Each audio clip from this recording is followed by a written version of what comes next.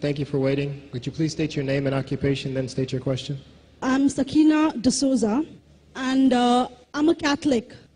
I believe Brother Yusuf was a Catholic before. I would like to ask him the simple question. He was brought up like a Catholic, but what made him change?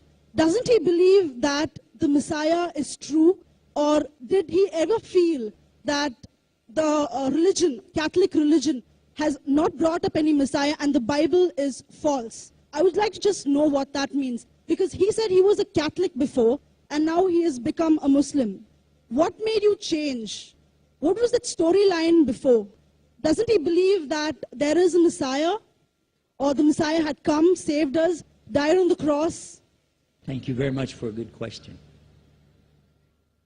I hate to disappoint you, but I wasn't a Catholic.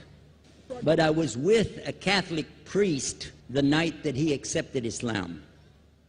And I asked him these questions you asked me. Because after all, I was still a Christian, a preacher in Christianity, and I wanted to know why my best friend, a Catholic priest, had converted. That's a pretty weird thing. A Catholic priest is not like a regular preacher in the Protestant religion. A Catholic priest has given up everything. He's given up his life to be a Catholic priest. When he enters into this realm, he's basically given away everything. He can't have a wife, he can't have children, obviously no grandchildren. He has no home, he just lives in a rectory or wherever they give him a place to stay. And he's sent wherever they tell him to go, do whatever he's told to do, and that's it. And he cannot disobey the Pope, otherwise they can kick him out of the religion, and if they do, he's excommunicated and he goes to hell forever.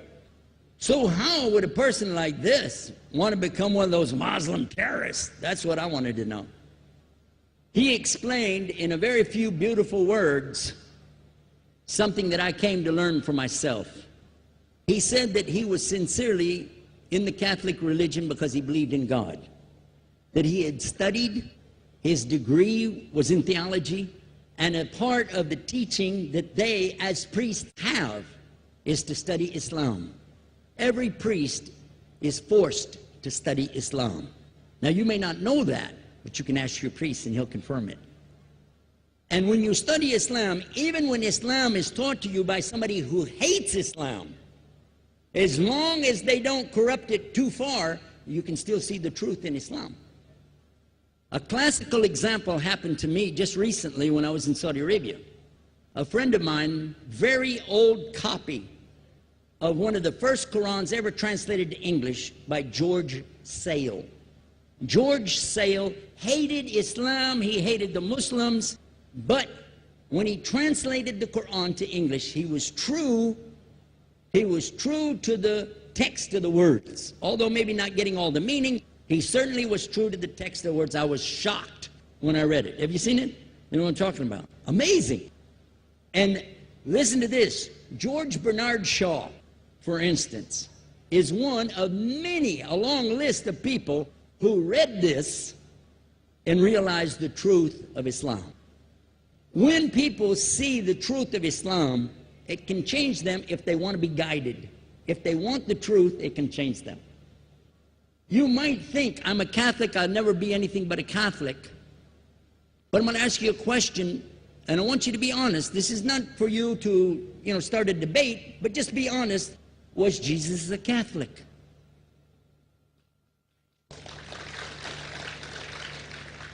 And it's not open to debate, so there's no point in opening that up, because you know and I know he wasn't.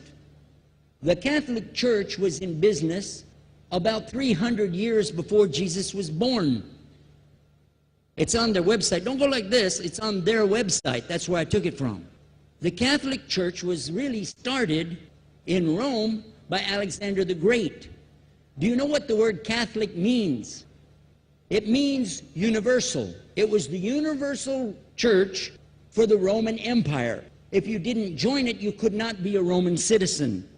And it was opposed to the teachings of Judaism and opposed to the teachings of the early Christians for more than 200 and some years. And they were diametrically opposed to each other to the extent that it was the Romans killing the early Christians. Now, if you understand that, and you go to their website and read, they didn't even take over Christianity until the year 325 AD. And when they did, they changed a lot of things, again, referring to their own website. But if you want to check it in Britannica or Americana or grow your encyclopedias, go ahead and read about the Catholic Church. When, in August of 325 AD, at the Nicaea Council, they took over, first thing they said was, let's change the date of the birth of Jesus to be the same date as that of Mithras, which was the god, one of the gods worshipped there, and also the sun god's birthday was the same day, December the 25th, believing it to be the shortest day of the year. And Constantine was a sun worshiper of Saul Invictus. Go to the website, read it for yourself. There are a lot of points, but not the least of which, even today, if you go in any Catholic church, and I have, you'll see so many portraits and statues and idols and images throughout the whole place, that for the one who's never experienced that, for a Muslim who knows about these images, he'll be like, whoa, a'udhu billah. Whoa, what's this? The first time I walked in a Catholic church, I was about 10 years old. I was shocked. I was shocked at the idols and statues everywhere, because in the Protestant religion, we were brought up to believe that the second commandment was just as important as the first commandment. The first commandment in the Bible, in Exodus, is the same as the first commandment in the book of Deuteronomy. It says, I am the Lord your God that brought you out of the land of Egypt in the house of bondage. You know no other God beside me. Beside me there's no other gods. Thou shalt not have any other gods beside me. How many in this room agree with that commandment? Raise your hand. You notice the Muslims are raising their hand, because it means Ashhadu an la ilaha illallah. That's the first commandment for us as well. The second commandment you have clearly says, thou shalt not make any idol, any graven image of anything that creeps upon the earth, swims in the sea beneath, or flies in the air above. And I was sitting in a church one time, sitting there in the morning service, watching, the preacher talk, and, they go on and on and on, and sometimes you lose your train of thought. I was looking. Whoa! On the front of the podium, there was a fish. A fish. For the symbol, make you fishers of men. They had a fish. I said, whoa. Then I looked up above his head at the big stained glass window, and it had a dove, and he had the olive branch in his mouth. The dove is flying, the bird, I said, whoa. And then I look over here, and there's a cross with a man hanging on it. I said, wow, they didn't miss a single one. They got them all. Something walking on the earth, something swimming in the sea beneath, something flying in the air above. So look at these two things. Clearly, the first two of the 10 commandments, bang, bang, boom. Because if you said God is more than one, where did you get it from? When Jesus is talking to his own companions and they ask him, what's the greatest commandment? Mark 12:29. Clear.